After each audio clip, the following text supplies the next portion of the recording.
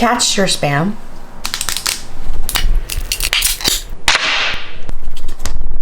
Cut your spam into cubes like this. Oh, hell no. Wash this spam. No spam left behind. And now we season soy sauce and honey and mix.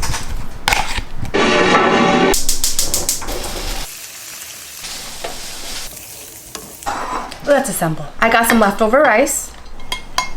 Smooth it out. Hit it with some furikake.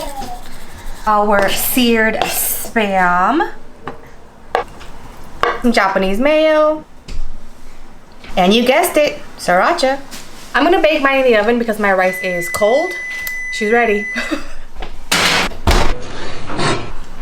Green onions. So good. Poached eggs on top and like break the yolk on top of the spam musubi bake. Oh my god. I can't stop. I've already eaten like almost half of this. Help.